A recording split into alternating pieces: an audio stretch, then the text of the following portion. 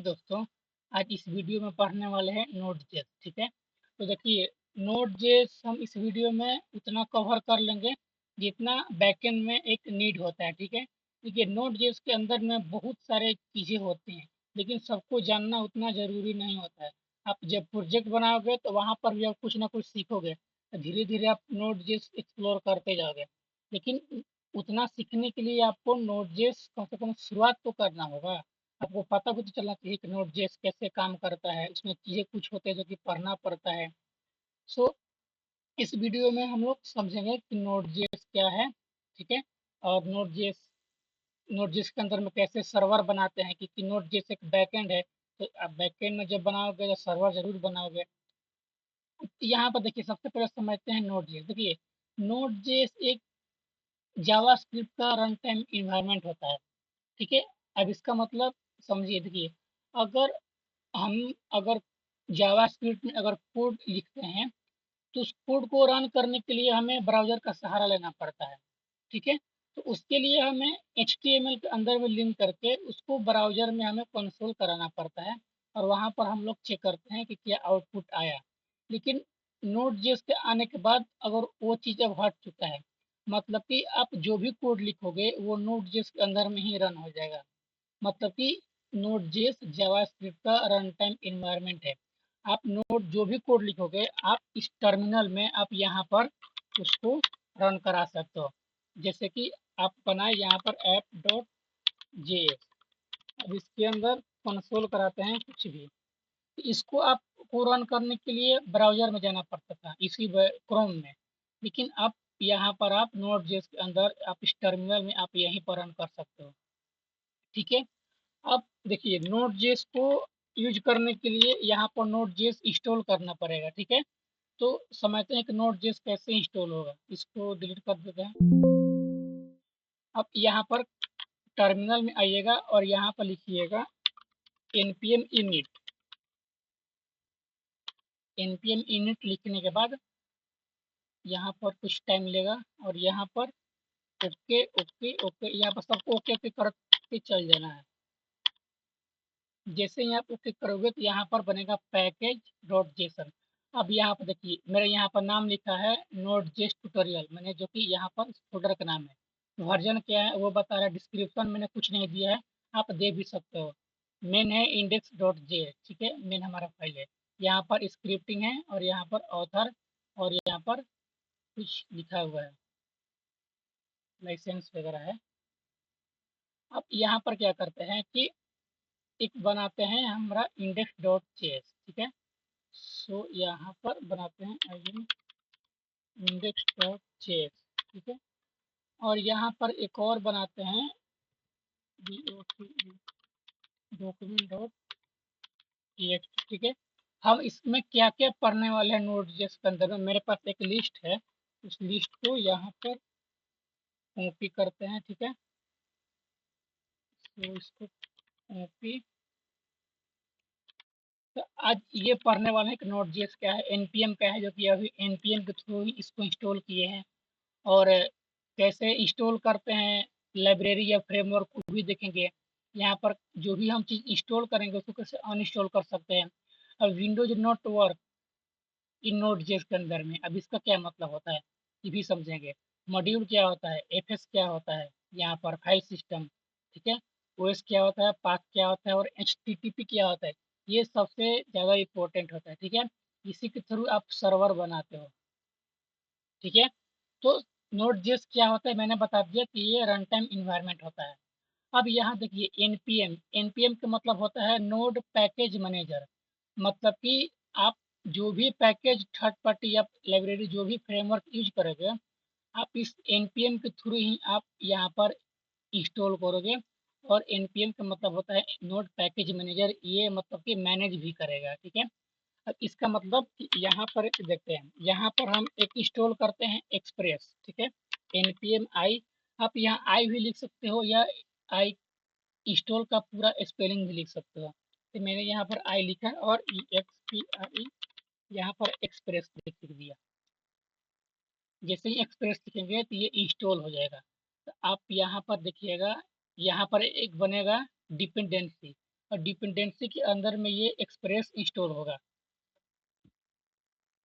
देखिए यहाँ पर कुछ कुछ फाइलें फोल्डर यहाँ पर बना है, ठीक है। यहाँ पर देखिए डिपेंडेंसी के अंदर में ये एक्सप्रेस जेएस यहाँ पर इंस्टॉल हो चुका है। उसका वर्जन है 5.1.0, ठीक है। अब देखिए डिपेंडेंसी का मतलब कि अगर आप कोई भी यहाँ पर लाइब्रेरी या फ्रेमवर्क या जो भी थर्ड पार्टी आप इंस्टॉल करोगे, यहाँ पर इस डिपेंडेंसी के अंदर में यहाँ पर शो हो जाएगा। जैसे कि अगर आप इंस्टॉल कर रहे हैं मोंगोडीबी, तो मोंगोडीबी का डेटाबेस है, तो मोंगोडीबी यहाँ पर आके स्टोर हो जाएगा। आप यहाँ सॉकेट इंस्टॉल करना चाहते हो या जेसन वेब टोकन इंस्टॉल करना चाहते हो, जितने भी इंस्टॉल करोगे एनपीएम के थ्रू जो इंस्टॉल होगा, आपका यहाँ पर डिपेंडेंसी के अंदर में यहाँ पर आके स्टोर हो जाएगा विथ वर्जन के साथ कि कौन सा वर्जन यूज हो रहा है, ठीक है। यहाँ पर समझ लिए कि ये इंस्टॉल कैसे होता है। अब समझते हैं कि आपने जो इसको इंस्टॉल किया है इसको अन इंस्टॉल कैसे करते हैं। कभी कभी आपको कोई भी चीज़ अन इंस्टॉल भी करना पड़ता है, ठीक है। तो इसको यहाँ पर करेंगे npm अन इंस्टॉल, नाम रखेंगे एक्सप्रेस, ठीक है, एक्सप्रेस। इस कमांड को जैसे ही आप इसमें ऐड करोगे तो यहाँ पर देखिए डिपेंडेंसी के साथ ये एक्सप्रेस रिमूव हो चुका है, ठीक है। अब यहाँ पर समझ गए कि ऑन इंस्टॉल कैसे होता है। पैकेज पैकेज मतलब जो भी पैकेज हम इंस्टॉल किए हैं वो हमारा कैसे ऑन इंस्टॉल होता है, इंस्टॉल होता है, वो भी देख लिए। अब यहाँ समझते हैं कि Windows not working in node JS के अंदर में, ठीक है। अब देखिए इसका मतलब ये होगा कि देखिए नोड जेएस के अंदर में कुछ लिमिट है, आप उस चीज को यूज नहीं कर सकते हो। जैसे कि जावास्क्रिप्ट के अंदर में होता है विंडोज, ठीक है। अगर आप यहाँ पर विंडोज लिखते हो, ये विंडोज इस टर्मिनल में रन नहीं होगा, मतलब कि यहाँ पर विंडोज नॉट डिफाइंड। देखिए विंडोज है ये ब्राउजर का पार्ट होता है, और ब्राउजर का पार्ट आपका नोड जिसके अंदर में रन नहीं होगा। जैसे कि अगर आप इसमें अगर ऐड करना चाहते हो कि document dot gate element by ID या ऐड इवेंट लिसनर, तो ये ब्राउजर का पार्ट होता है, ठीक है। इसी के जैसे और भी चीजें होती है, फंक्शन मेथड विंडोज के अंदर में बहुत सारी चीजें होती है जो कि ब्राउजर का पार्ट है। और ब्राउजर का पार्ट आप नोड जेएस के अंदर में इंस्टॉल नहीं कर सकते हो, मतलब सॉरी यहाँ पर आप इसको रन नहीं कर सकते हो। इसका क्या मतलब है, देखिए यहाँ पर अगर बनाते हैं इंडेक्स डॉट एच यहाँ पर, अब यहाँ पर क्या करते हैं कि स्क्रिप्ट टैग लगाते हैं इस, यहाँ पर इसको इंडेक्स डॉट यहाँ पर इंपोर्ट कर लिए, और इसको एक बार रन करके देखते हैं इसको, देखिए क्या होगा।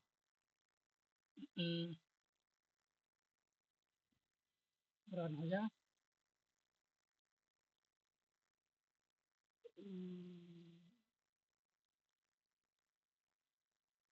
ये रन हुआ। और इसको इंस्पेक्ट करते हैं, कंसोल में आते हैं, तो यहाँ देखिए विंडोज है। विंडोज से अगर यहाँ पर चेक करेंगे तो अलर्ट हो गया, ब्लर हो गया, यहाँ पर बहुत सारे फंक्शन मेथड होता है, ठीक है। देखिए ये फोकस हो गया, ये सब ब्राउजर का पार्ट होता है। ये जितने भी यहाँ पर है, जितने भी यहाँ पर आपको दिखाई दे रहे हैं, ये आपका नोड जेएस के अंदर में काम नहीं करेगा, ठीक है। देखिए प्रॉम्प्ट है, ये प्रॉम्प्ट, अगर प्रॉम्प्ट का आप यूज करते हो, जैसे इनपुटिंग अगर कराना होता है तो आप प्रॉम्प्ट का यूज करते हो, तो ये प्रॉम्प्ट आपका नोड जेएस के अंदर में काम नहीं करेगा, ठीक है। और यहाँ पर कुछ कुछ चीज़ें चेक कर सकते हो। देखिए ऑन माउस इवेंट वगैरह है, ये सब ब्राउजर का पार्ट है। ये नोड जेएस के अंदर में देखिए यहाँ पर ऑन क्लिक है, ये यहाँ पर काम नहीं करेगा। अगर यहाँ पर आपको काम कराना चाहते हो तो इंडेक्स के अंदर में आपको इसके थ्रू आपको काम कराना पड़ेगा, ठीक है। सो ये समझ लिए कि हमारा जो विंडोज है ये नोड जेएस के अंदर में काम नहीं करेगा। अब समझते हैं मॉड्यूल क्या होता है। देखिए नोड जेएस के अंदर में वो हर एक चीज, या फंक्शन हो या वेरिएबल हो, वो हर एक चीज मॉड्यूल होता है। अब इसका क्या मतलब हुआ, देखिए जैसे ही इसको रिमूव करते हैं, मैंने यहाँ पर लिखा ए इक्वल टू 400, ये ए जो है ये एक मॉड्यूल है, ठीक है। अगर कोई यहाँ पर अगर फंक्शन बनाते हैं तो फंक्शन भी एक मॉड्यूल होता है, ठीक है। तो मॉड्यूल का मतलब ये होता है मतलब कि नोड जेएस के अंदर में वो हर एक वेरिएबल, वो हर एक फंक्शन वो एक मॉड्यूल माना जाता है। ठीक है, अब यहाँ पर कुछ चीजें देखते हैं, जैसे कि इसको यहाँ पर क्या करते हैं कि एक फंक्शन बनाते हैं। ठीक है, कॉन्स्ट कॉन्स्ट बनाते हैं ए के नाम से। यहाँ पर एक बनाएंगे ऑब्जेक्ट। ठीक है, ऑब्जेक्ट के अंदर में फंक्शन बनाते हैं सम के नाम से। यहाँ पर पास करेंगे ए और बी, और इसको यहाँ कंसोल करा देंगे ए प्लस बी, ए प्लस बी।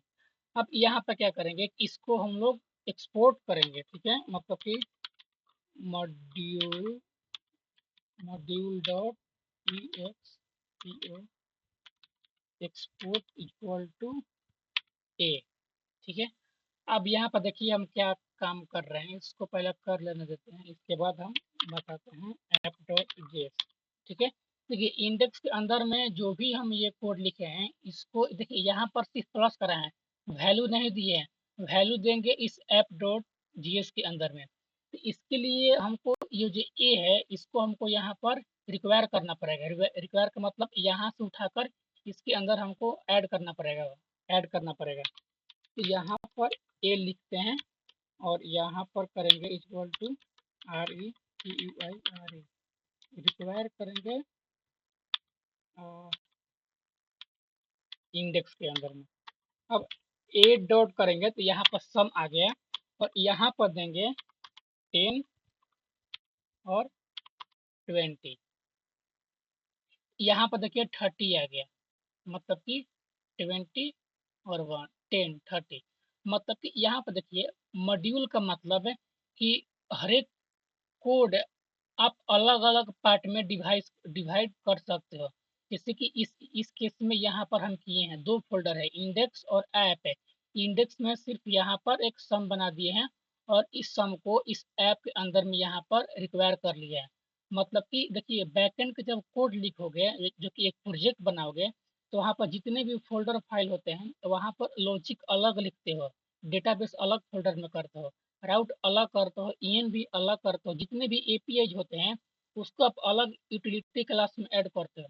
तो वो एक मॉड्यूल होता है। आप इसका मतलब कि छोटे छोटे आप कोड को पार्ट में अलग अलग फाइल फोल्डर में आप उसको डिवाइड कर सकते हो, और उसको इंपोर्ट के थ्रू आप यहाँ पर एक्सपोर्ट भी कर सकते हो। जैसे मैंने यहाँ पर रिक्वायर किया हुआ है, रिक्वायर का मतलब कि इसमें से इसमें हम मंगवा लिए हैं। ठीक है, ये देखिए ये पुराना तरीका होता है, const a equal to require है।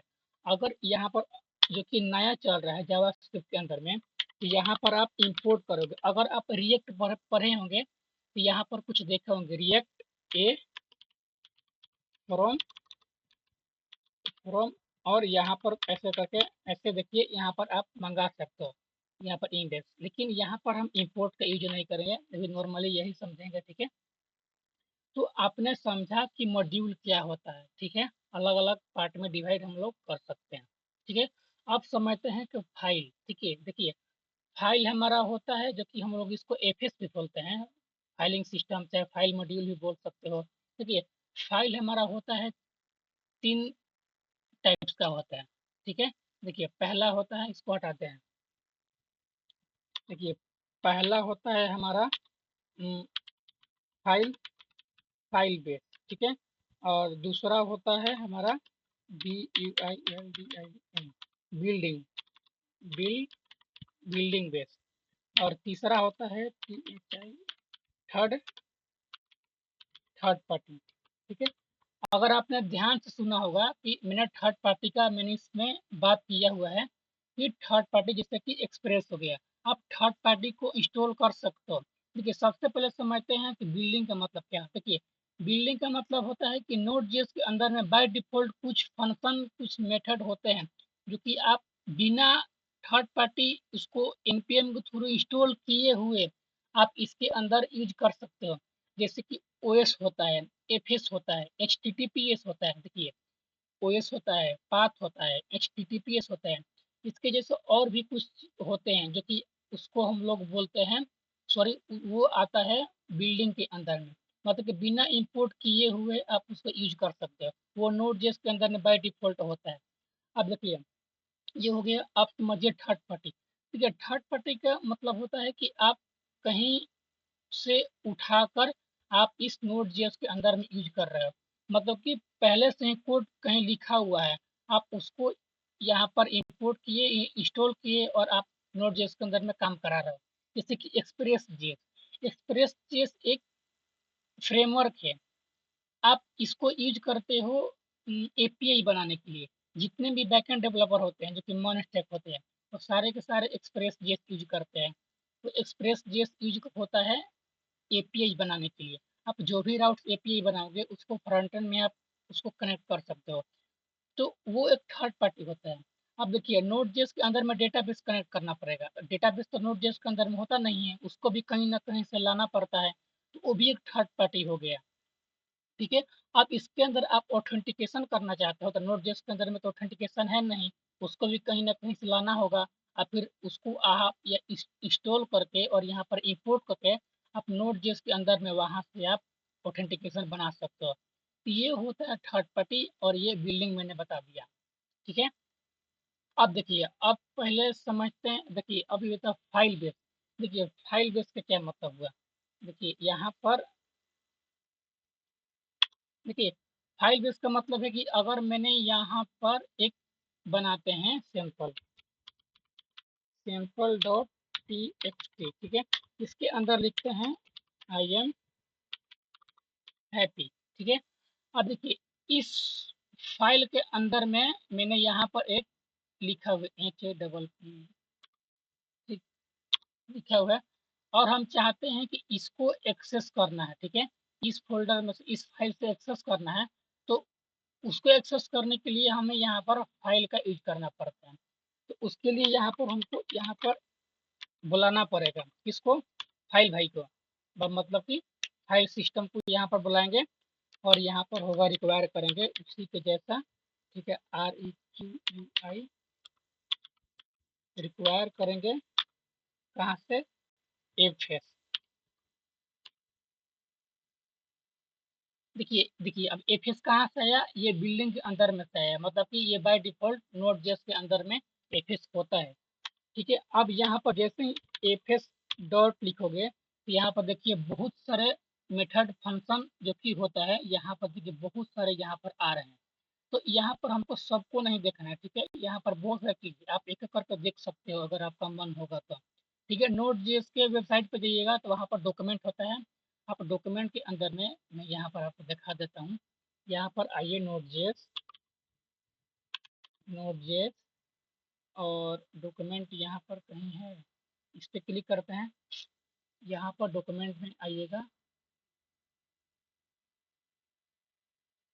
तो देखिए, अब यहाँ देखिए, यहाँ पर देखिए HTTPS है, फिर यहाँ पर OS है, पाथ है जो कि मैंने वहाँ पर बताया हुआ है। ठीक है, यहाँ पर बहुत सारी चीज़ें हैं, URL है, ये भी देखेंगे। तो इसमें से कुछ चीज़ें उतना जानकारी रहना उतना कोई खास नहीं है। जैसे कि यहाँ पर देखिए ये इंपॉर्टेंट चीज़ है, वेब स्ट्रीम API। लेकिन इस वीडियो में नहीं देखेंगे, क्यों, क्योंकि ये अपने आप में एक बड़ा वीडियो मांगता है, डेडिकेटेड होता है। फिर यहाँ पर देखिए URL हो गया, इस वीडियो में देखने वाले हैं। ठीक है, यहाँ पर OS हो गया, पाथ हो गया, HTTPS हो गया। तो वो कुछ यहाँ पर देखने वाला है। अगर यहाँ पर एफ करते हैं फाइल सिस्टम, यहाँ पर देखिए एफएस आ गया। अब एफएस के अंदर में बहुत सारे यहाँ पर है, आप उसको यूज कर सकते हो, एक एक करके आप चेक कर सकते हो। यहाँ पर अगर लिखते हैं रीड, रीड फाइल, तो इस पे अगर क्लिक करेंगे तो यहाँ पर देखिए रीड फाइल यहाँ पर आ रहा है। आप कैसे देखिए यहाँ पर कैसे आप किसी और फाइल में से यहाँ पर आप रीड कर सकते हो। रीड फाइल यही वाला है, रीड फाइल, अवेट। ठीक है, इसको छोड़ते हैं, आप चेक कर लीजिएगा, यहाँ पर बहुत सारे दिया हुआ है। इसको हटाते हैं, यहाँ पर हम लोग खुद से करेंगे। ठीक है, यहाँ पर फाइल है, सॉरी, ये एक फाइल है सैंपल, इसको हम लोग यहाँ पर एक्सेस करने वाले हैं। देखिए एफ एस डॉट, यहाँ पर लिखिए रीड, रीड मतलब कि इसमें जो भी लिखा हुआ है सैंपल में उसको हम लोग पढ़ने वाले हैं क्या लिखा हुआ है। तो यहाँ पर होता है रीड फाइल, और रीड फाइल के अंदर में यहाँ पर दीजिएगा डॉट स्लैश क्या सैंपल, इसका नाम दीजिएगा sample dot T x T. ठीक है, अब यहाँ पर देना है एक फंक्शन, यहाँ पर एरर दीजिएगा और एक डेटा दीजिएगा। ठीक है, और यहाँ पर कंडीशन की अगर एरर है तो यहाँ पर एरर थ्रो कर दो और यहाँ पर कंसोल डॉट लॉग कर दो डेटा को। ठीक है, अब यहाँ पर इसको प्रिंट कराते हैं। तो यहाँ पर देखिए कुछ बफर आ रहा है, इस बफर को सोल्व करने के लिए यहाँ पर लिखिए UTF 8। अब इसको अगर रन करेंगे तो यहाँ पर देखिए आई एम हैप्पी यहाँ पर आ गया। ठीक है, अब यहाँ पर अगर कुछ भी लिखोगे इसको आप रन करोगे तो यहाँ पर आ गया। मतलब कि ये तरीका होता है फाइल को रीड करने का।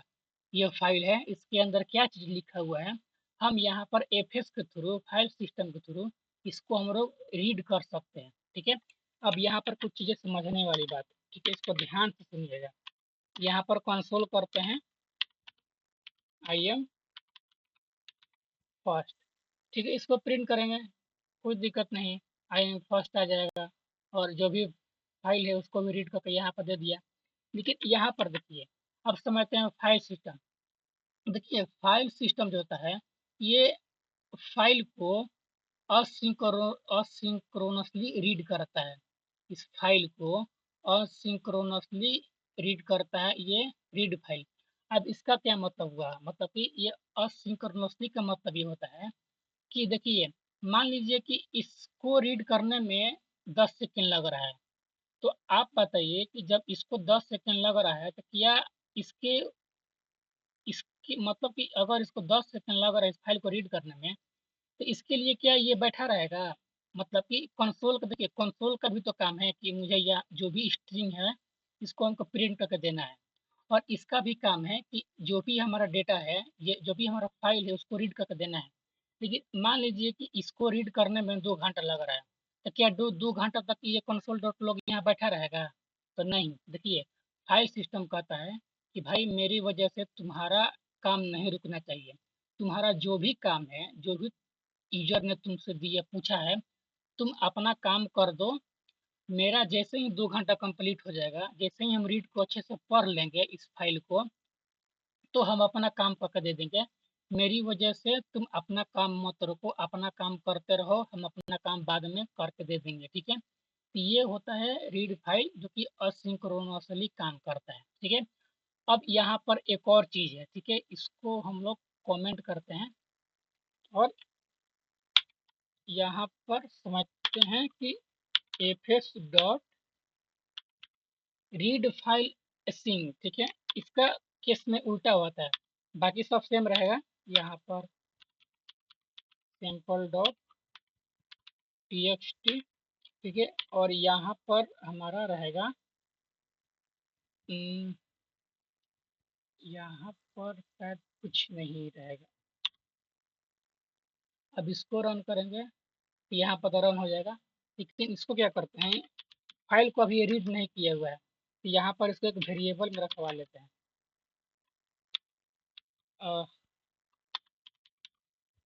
लोड करेंगे एक को। अब देखिए यहाँ पर भी बफर आ रहा है, जो भी डेटा है उसको बफर में शो कर रहा है। तो यहाँ पर भी आप यूटीएफ लगा सकते हो, यूटीएफ 8। अब इसको रन करते हैं। यहाँ पर देखिए यहाँ पर सबसे पहले आई एम जो हैप्पी है सबसे पहले इस फाइल को रीड किया, लेकिन इस केस में क्या था यहाँ पर देखिए, इसको कमेंट करते हैं और इसको अगर चेक करेंगे तो देखिए या इस केस में सबसे पहले इस फाइल को मतलब सबसे पहले इस कंसोल को यहाँ पर कंसोल कराया। मतलब कि मैंने बताया था कि अगर इसको अगर काम करने में देरी हो जाएगा, इसके जगह से इसके वजह से कोई और काम नहीं रुकना चाहिए। लेकिन यहाँ पर समझिए, ये जो अस ये रीड फाइल जो असिंक है, ये उल्टा काम करता है इसके केस में। यहाँ पर जैसे ही रन करेंगे तो सबसे पहले ये अपना काम करेगा, दूसरा काम नहीं करने देगा। ये क्या कहता है, यहाँ पर अगर देखेंगे तो ये देखिए, ये असिंक्रोनसली फाइल को रीड करता है। अब इसका मतलब ये हो गया कि मान लीजिए कि इस फाइल को रीड करने में अगर 2 घंटा लग रहा है, तो 2 घंटा तक ये कंसोल डॉट लॉग बेचारा रुका रहेगा। मतलब ये कहता है कि जब मेरा काम हो जाएगा तब तुम्हारा काम होगा। अगर अगर मेरा फाइल को रीड करने में अगर 2 घंटा लग रहा है, तो तुमको 2 घंटा वेट करना पड़ेगा। ठीक है।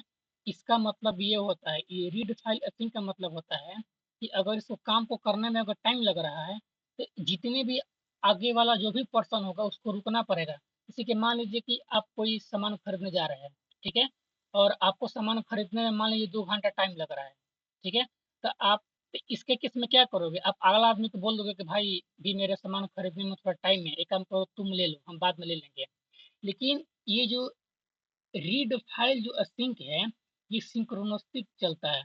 मतलब कि ये अगर बोल दिया कि तुमको 2 घंटा रुकना पड़ेगा, मतलब कि मुझे 2 घंटा लगेगा, ठीक है, तो ये कंसोल डॉट लो को 2 घंटा रुकना पड़ेगा। जब तक ये काम नहीं होगा तब तक ये अगला वाला काम नहीं कर पाएगा। तो ये होता है रीड फाइल असिंक, ठीक है, तो ये असिंक्रोनसली काम करता है। तो यहाँ पर दोनों समझ लिए कि कैसे काम कर रहा है।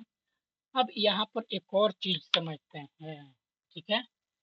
तो ये सब एफएस के अंदर नहीं आएगा। अब यहाँ पर समझते हैं, देखिए, एफएस डॉट एक होता है राइट फाइल। देखिए इसमें भी राइट फाइल होता है और राइट फाइल सिंक होता है, ठीक है। इसका भी काम वही है, ठीक है, ये भी सिंक्रोनस में और सिंक्रोनस में ही काम करता है, लेकिन इसका काम थोड़ा सा डिफरेंट है।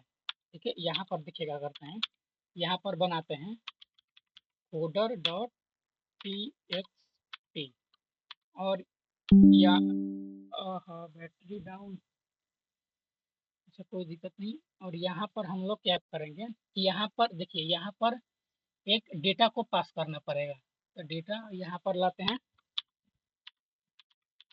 कॉन्स ए बना लेते हैं, और इसमें स्ट्रिंग पास करेंगे, कुछ भी पास कर दिए, और ये यहाँ पर ऐड कर देंगे।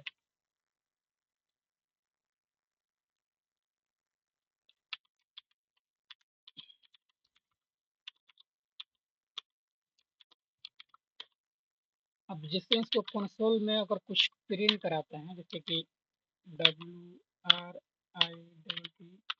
रिटर्न, अब इसको अगर रन करेंगे तो यहाँ पर देखिए, यहाँ पर coder dot T x T एक फाइल बन गया है। अब इसके अंदर अगर क्लिक करेंगे, देखिए लोल आ गया। अब देखिए ये काम क्या किया, देखिए रीड फाइल का मतलब होता है कि फाइल को रीड करेगा, और राइट फाइल का मतलब होता है कि एक नया फोल्डर यहाँ पर बनाएगा, जो कि खुद से बनाएगा। यहाँ पर सैंपल हम खुद बनाए थे, लेकिन यहाँ पर जिसमें कोड लिखेंगे कि अपने आप ही कोडर यहाँ पर जो भी आप लिखोगे ये खुद ही जनरेट करके दे देगा। ठीक है। अब देखिए एक के अंदर में जो भी यहाँ पर स्ट्रिंग है, वो इस कोडर के अंदर में पास कर दे रहा है। अब जैसे ही इसको प्रिंट करेंगे, यहाँ पर देखिए, तो जैसे ही इसको प्रिंट करेंगे तो यहाँ पर चेंज हो गया। अगर ठीक है, अगर यहाँ पर अगर और भी कुछ लिखते हैं, अगर इसको रन करेंगे, तो यहाँ पर देखिए, देखिए यहाँ पर भी इस फाइल में चेंज हो गया। ठीक है, ये होता है राइट फाइल। अब समझते हैं FS dot write file async. ठीक है, इसको बताना नहीं, जरूरत नहीं पड़ेगा, क्योंकि यहाँ बता दिए हैं कि ये सिंक्रोनसली और ये सिंक्रोनसली दोनों देखिए सेम वही काम करता है। ठीक है, इसमें कोई दिक्कत नहीं है। अब यहाँ पर भी सेम वही काम करेंगे। ठीक है, यहाँ पर काम करते हैं, हाँ, coder dot T x T, और यहाँ पर हम पास करेंगे एक ए। अब इसके अंदर में कुछ चेंज करते हैं। ठीक है, इस स्ट्रिंग को चेंज किए, और इसको हमको एक वेरिएबल में रखवाना पड़ेगा, क्योंकि ये देखिए जितने भी जो कि असिंक्रोनसली जो चलता है उसको हम लोग एक एरो फंक्शन में एक फंक्शन बना कर रखना पड़ता है। लेकिन अगर हम लोग यहाँ सिंक्रोनसली अगर यूज कर रहे हैं तो यहाँ पर वेरिएबल में इसको रखवाना पड़ेगा। अब इसको यहाँ पर हम लोग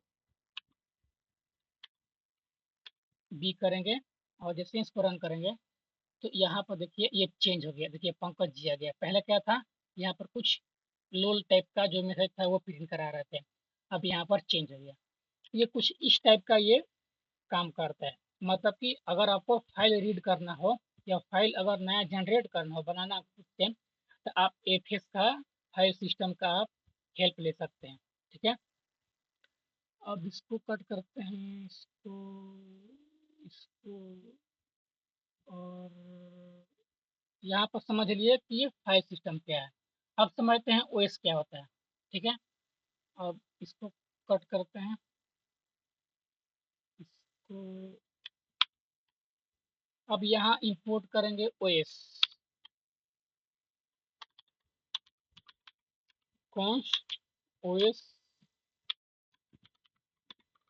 REQUI रिक्वायर, यहाँ पर ओएस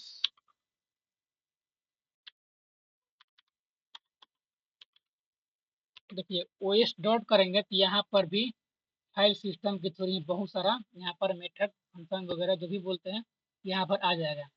यहाँ पर हम लोग देखते हैं होस्ट नेम, तो यहाँ पर कंसोल डॉट लॉग में इसको ओएस डॉट होस्ट नेम अगर कराएंगे तो अगर इसको प्रिंट करेंगे तो यहाँ पर आ गया HP, मतलब कि जो भी मेरा सिस्टम का नाम है वो यहाँ पर शो कर दिया। ठीक है, अब यहाँ पर और कुछ चीज़ समझते हैं, इसके अंदर कुछ चीज़ें इंटरेस्टिंग वाला है।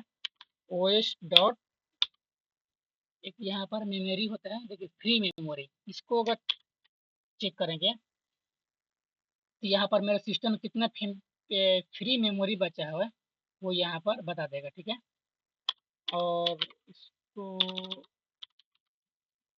लॉग ओएस डॉट प्लेटफॉर्म, इसको चेक कर देखते हैं क्या बता रहा है। प्लेटफॉर्म है Win22। अब और देखते हैं ओएस डॉट होम, एक और था फ्री हो गया, वर्जन चेक करते हैं क्या बता रहा है। विंडोज 11 होम सिंगल लैंग्वेज, ये मेरा वर्जन बता रहा है कि मेरा जो भी वर्जन है सिस्टम का वो विंडोज 11 है। तो आप बहुत सारा ओएस के अंदर में कुछ चीज़ें होते हैं, मेथड होते हैं, फंक्शन, आप उसको चेक कर सकते हो। ठीक है, ये होता है ओएस। आपने ओएस देख लिया। अब यहाँ पर समझते हैं पाथ। तो यहाँ पर देखिए पाथ कुछ ज़्यादा नहीं है, बहुत कम चीज़ है। तो यहाँ पर path equal to QUI require path कर सकते हो। अब यहाँ पर चेक करते हैं const as equal to path dot, इसको हम लोग बोलते हैं एक्सटेंशन नेम। तो एक्सटेंशन नेम इसको प्रिंट करके देखते हैं क्या आ रहा है।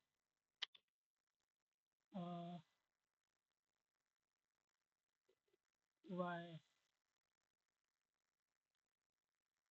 Argument must be type string, तो एक्सटेंशन नेम, ओ हाँ, यहाँ पर देखिए, यहाँ पर ये जो नोट जेएस है इसको यहाँ पर बताना पड़ेगा। ये जितने भी आपके अंदर ये फोल्डर है, फाइल है, उसका एक्सटेंशन नेम बताएगा। जैसे कि इंडेक्स का है JS। ठीक है, तो यहाँ पर क्या करेंगे, यहाँ पर ऐसे node slash index dot JS, इसको अगर रन करते हैं तो यहाँ पर देखिए JS बता रहा है। और यहाँ पर और चेक करते हैं, सॉरी ये तो सही था, यहाँ पर चेक करते हैं HTML, इसको अगर चेक करेंगे तो देखिए यहाँ पर HTML बता रहा है। ठीक है, इसमें तो क्या करते हैं, पाइथन ऐड करते हैं। तो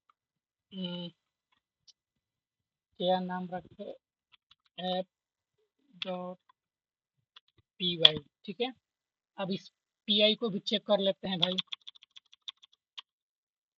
ऐप डॉट पी वाई क्या बता रहा है। तो यहाँ पर देखिए पाइथन का एक्सटेंशन नेम क्या होता है, जो कि पी वाई होता है, वो यहाँ पर बता दिया, ठीक है।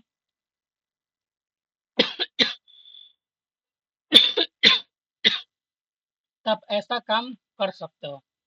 अब यहाँ पर एक और कुछ देखते हैं, और क्या क्या है। बेसिकली पाथ के अंदर कुछ खास चीज नहीं होता है। पाथ डॉट एक ज्वाइन होता है, यहाँ पर आप ज्वाइन कर सकते हो, जैसे कि मैंने यहाँ पर लिखा है डॉट स्लैश पंकज, और यहाँ पर एक बनाते हैं लेट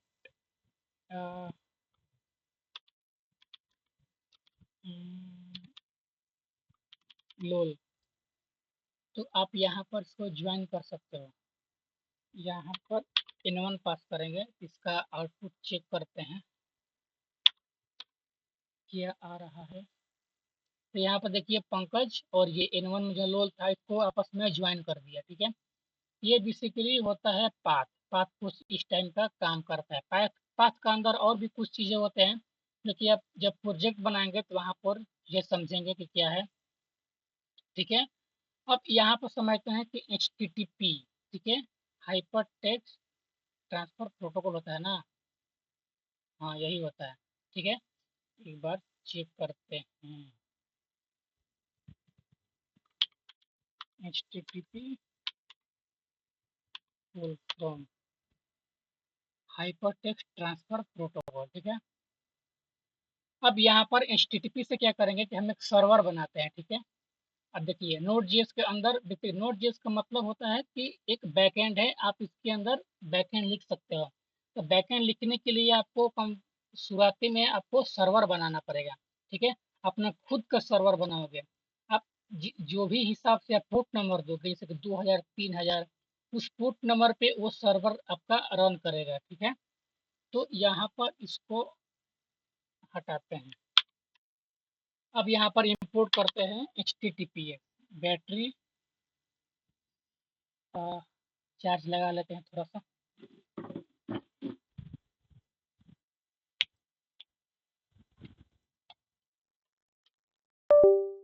चार्ज लगाना जरूरी है।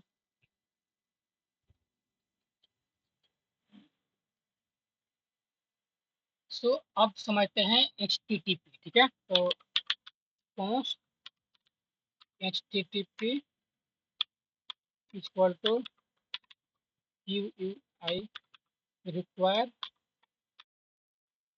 HTTP।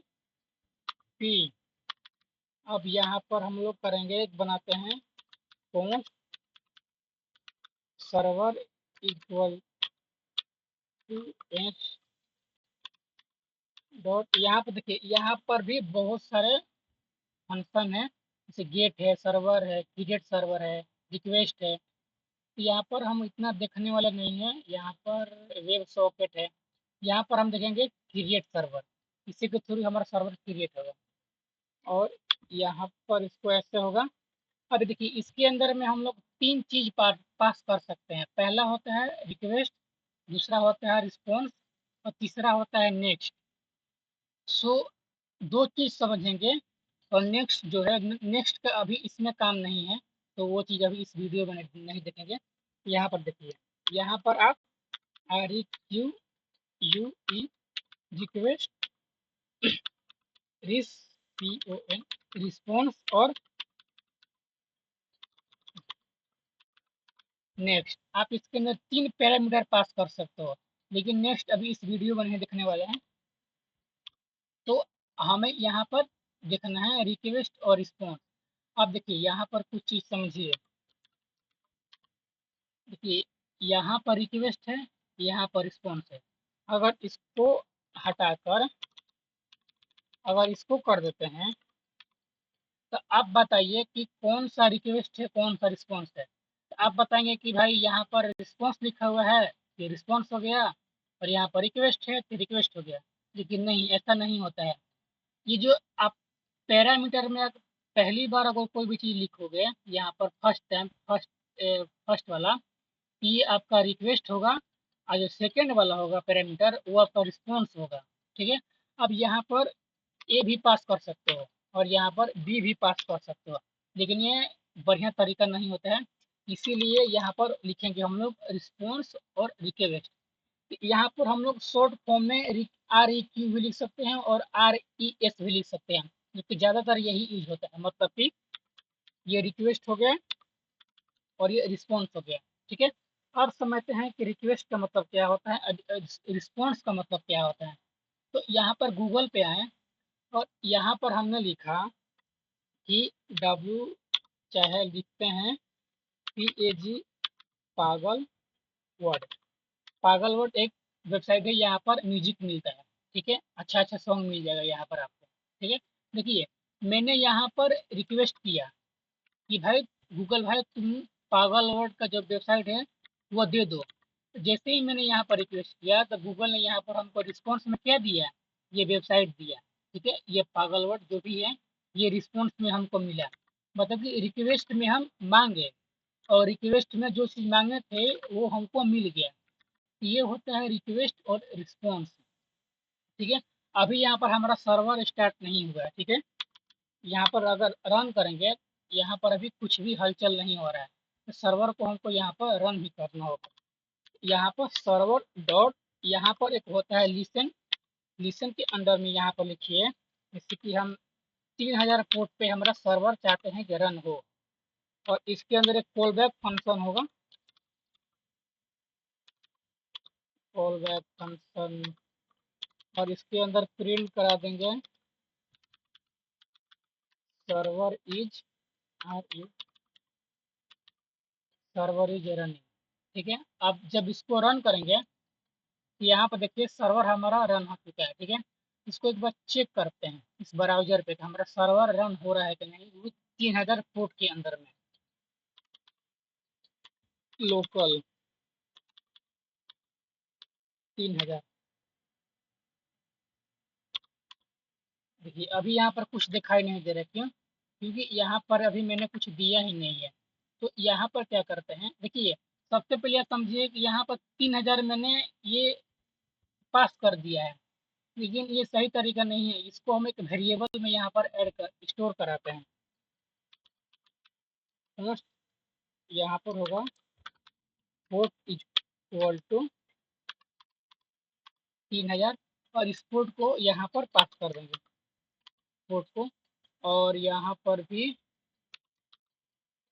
पोर्ट को पास कर देंगे। और यहाँ से हम क्या करेंगे कि request dot response dot end होगा, और इसमें हम कुछ भी अगर लिखते हैं और ये 3000 पोर्ट पे चेक करते हैं कि जो भी मैंने इसमें लिखा है क्या वो रिस्पॉन्स में मिल रहा है कि नहीं। तो सर्वर रन करना पड़ेगा। 3000 पोर्ट पे चला गया, देखिए यहाँ पर ये मिल रहा है। एक बार और चेंज करते हैं, यहाँ पर लिखते हैं कोडर जी कहाँ पर हो। अब इसको यहाँ पर रिफ्रेश करेंगे, यहाँ पर नहीं होगा, क्योंकि सर्वर को फिर से हमको यहाँ पर चलाना पड़ेगा। अब यहाँ पर लिखेंगे तो ये हमारा काम कर गया। अब यहाँ पर एक प्रॉब्लम है कि सर्वर को हमको यहाँ पर बार बार रन करना पड़ रहा है। इसको हम लोग बचने के लिए यहाँ पर क्या करेंगे कि एक थर्ड पार्टी पैकेज को इंस्टॉल करेंगे और उसके थ्रू ही इस सर्वर को रन करेंगे। तो CLS इसको इंस्टॉल करते हैं तो npm i, उसका नाम है नोडमून, NODE, नोडमून।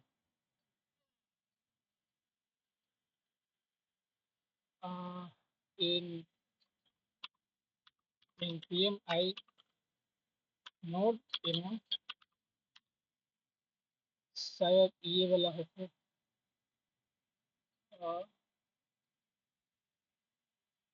npm i नोडेमून सही तो है।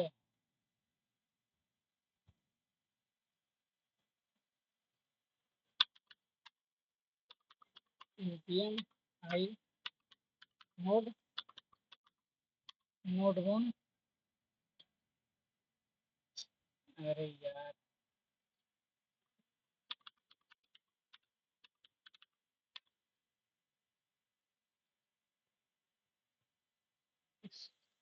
npm आई नॉर्मल सही तो एम ओ स्पेलिंग। ओहो, स्पेलिंग गलती था दोस्तों, कोई बात नहीं, होता है। इसको इंस्टॉल कर लिए और यहाँ पर देखेंगे पैकेज के अंदर में तो हमारा नोडमोन इंस्टॉल हो चुका है। अब यहाँ पर स्क्रिप्ट के अंदर में इसको यहाँ पर क्या करेंगे, डेव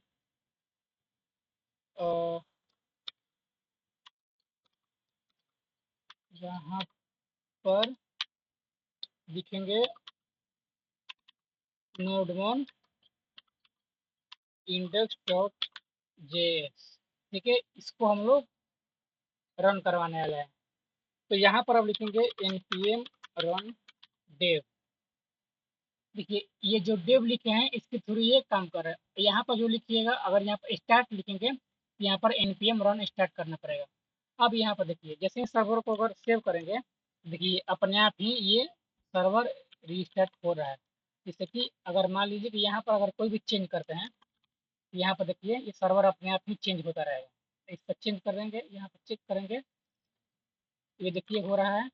कुछ भी लिखेंगे, बस हमको कुछ नहीं करना है, देखिए अपने आप ही चेंज हो रहा है। हमको मतलब कि बार बार सर्वर को अब चलाना नहीं पड़ रहा है। तो ये हम नोडमोन के थ्रू कर सकते हैं। ठीक है, अब यहाँ पर कुछ चीज़ें यहाँ देखते हैं, जैसे कि बनाते हैं h1 टैग हेलो जी प्लस h1। इसको रन करके देखते हैं क्या होता है। यहाँ पर h1 ने, जो कि HTML के अंदर में h1 एक बड़ा टैग होता है, आप उसको यहाँ पर यूज कर सकते हो।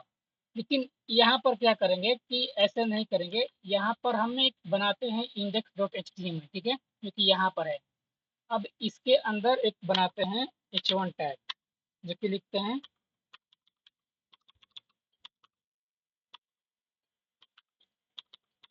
लिखते हैं please support my support my channel. ठीक है भाई, सब्सक्राइब कर दीजिएगा, इतना मेहनत लगता है वीडियो वगैरह बनाने में। ठीक है, तो लाइक सब्सक्राइब और कमेंट करते रहिएगा कि क्या दिक्कत है, कहाँ समझ में नहीं आया। ठीक है, और इसको इम्प्रूवमेंट की ज़रूरत अगर है तो हम करेंगे इसको। ठीक है, तो लाइक कमेंट और सब्सक्राइब जरूर ठोकिएगा। ठीक है, अब देखिए यहाँ पर हम लोग पढ़े थे फाइल, तो फाइल के थ्रू इस इंडेक्स को यहाँ पर हम लोग रीड करने वाले हैं। ठीक है, तो यहाँ पर हम लोग क्या करते हैं कि इसको पोस्ट होम इक्वल टू, इसको इंपोर्ट भी करना पड़ेगा एफ एस।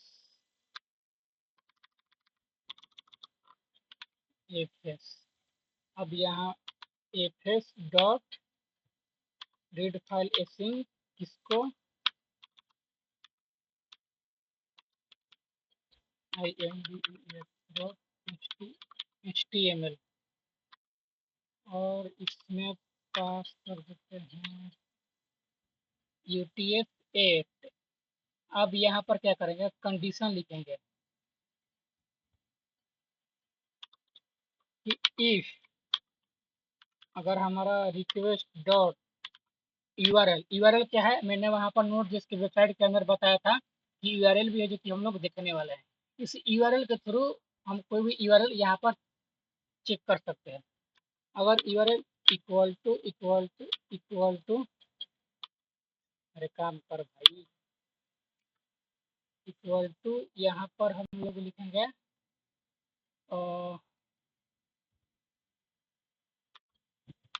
स्लैश, तो यहाँ पर तुम रिटर्न कर दो रिस्पॉन्स डॉट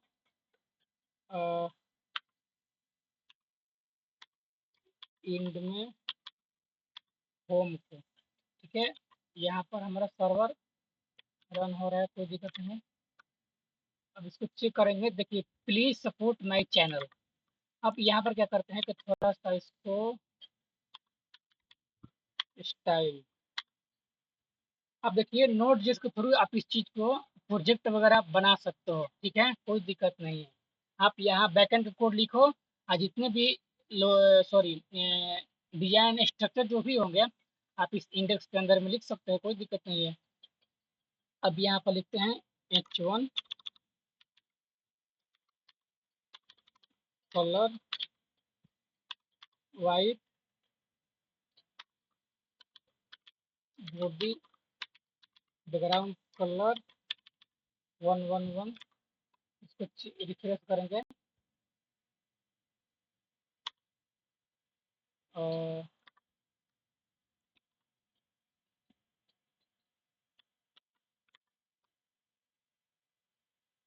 ये हमारा काम करेगा, ठीक है। अब का एक और देखते हैं, ठीक है। सो यहाँ पर हमें इसको कॉपी करेंगे और इसको कॉपी करने के बाद यहाँ पर पेस्ट करेंगे और यहाँ पर अबाउट होगा, अबाउट, और यहाँ पर भी अबाउट करेंगे, लेकिन यहाँ पर सबसे पहले const ABO about equal to fs dot verifying ABO about dot HTML और यहाँ पर UTF-8, ठीक है। अब यहाँ पर अबाउट पास कर देंगे। अब यहाँ पर क्या करते हैं कि एक अबाउट बनाते हैं HTML, अबाउट डॉट HTML, यहाँ पर होगा बॉयलर प्लेट और यहाँ पर होगा हमारा अबाउट पेज, ठीक है। तो यहाँ पर हो गया, इसको रन कर देखते हैं कि क्या हमारा आ रहा है कि नहीं। तो यहाँ पर चेक करेंगे slash about,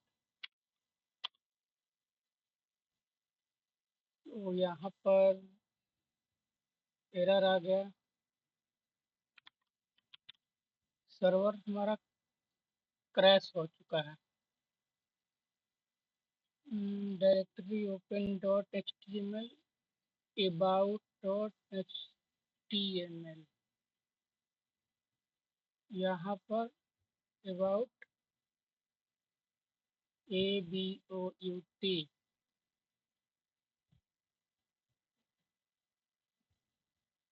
slash about dot HTML, सही तो है।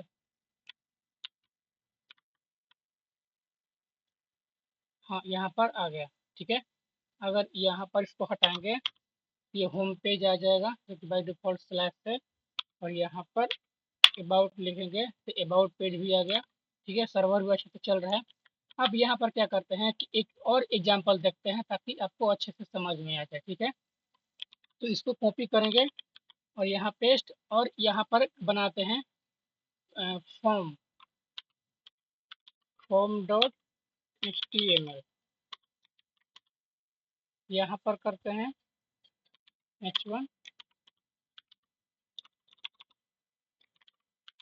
फॉर्म और इसको यहाँ पर एक फाइल के थ्रू यहाँ पर रीड करेंगे जो कि होगा फॉर्म और यहाँ पर फॉर्म डॉट HTML और यहाँ पर भी फॉर्म होगा और यहाँ पर भी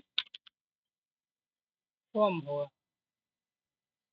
अब इसको चेक करते हैं स्लैश फॉर्म के ऊपर, तो यहाँ पर आएंगे और इसको हटा के पेस्ट, तो हमारा फॉर्म भी काम कर रहा है।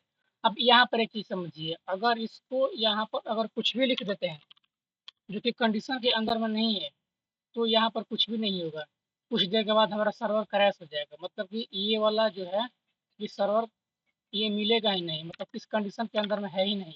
हम जाना जहाँ जहाँ जहाँ जाना चाहते हैं वहाँ पर नहीं जा सकते। यहाँ पर क्या करेंगे कि इल्स लगाएंगे, इल्स लगाएंगे और यहाँ पर रिटर्न कर देंगे रिस्पॉन्स डॉट इंड में, यहाँ पर लिख देते हैं 404, ठीक है। इसको भी आप एक्सेस कर सकते हो। सो यहाँ पर अब एक बार चेक करते हैं, तो देखिए यहाँ पर सर्वर हमारा नहीं काम करेगा। अब यहाँ पर अगर कुछ भी लिखते हैं तो यहाँ पर 404 आएगा। इससे आपको पता चल जाएगा कि अब आगे कुछ नहीं है। 404 का मतलब नॉट फाउंड है। ठीक है, अब यहाँ तक तो हो गया। आपको ये समझ में आएगा कैसे राउट यहाँ पर काम कर रहा है। होम पे, अबाउट पे, होम पे जाना। अगर यहाँ 404 भी देख लिए। ठीक है, अब इसके अंदर क्या बचा है। सो फॉर्म देख लिए, ये भी देख लिए, आपको ये अच्छे से समझ में आ रहा है और सर्वर वगैरह अच्छे से चल रहा है। इसको अगर चेंज करते हैं होम अबाउट में, तो ये भी अच्छे से काम हमारा कर रहा है। अब यहाँ डॉक्यूमेंट में आते हैं, तो यहाँ पर हम लोग समझ लिए कि व्हाट इज नोड जेएस। ठीक है, एनपीएम भी समझ चुके हैं, इंस्टॉलेशन भी समझ चुके हैं और अनइंस्टॉलेशन भी समझ चुके हैं। विंडोज भी यहाँ पर अच्छे से समझ चुके हैं और मॉड्यूल भी अच्छे से ही समझ चुके हैं। एफएस फाइल सिस्टम, जो कि यहाँ पर तीन टाइप, थ्री टाइप का होता है, वो भी समझ लिया। फाइल बेस, जो कि यहाँ पर देखते रीड राइट, और यहाँ पर था एक राइट, आप वो भी कर सकते हो। ठीक है, ये भी समझ लिए। और बिल्डिंग बेस क्या होता है, जो कि नोट जेएस के अंदर में जो बाय डिफॉल्ट रहता है उसको बिल्डिंग बेस रहता है। थर्ड पार्टी, थर्ड पार्टी में मैंने एक आपको लाइब्रेरी दिखाया है जो कि नोड मोन है। ठीक है, सर्वर को चलाने के लिए। अब उसी के जैसे और सारे थर्ड पार्टी आप इंस्टॉल करके आप काम करा सकते हो। ये भी यहाँ पर समझ लिए तीनों। और ओएस भी, ओएस के अंदर कुछ कुछ मेथड थे वो भी देख लिए। पाथ भी था वो भी देख चुके हैं। एच टी टी पी से थ्रू कैसे सर्वर बनाते हैं यहाँ पर वो भी चेक कर लिए।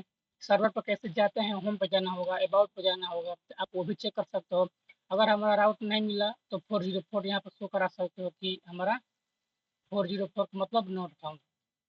ठीक है, सो आई होप यहाँ तक आपको समझ में आया होगा। और नोट जेएस ट्यूटोरियल यहीं पर समाप्त करते हैं।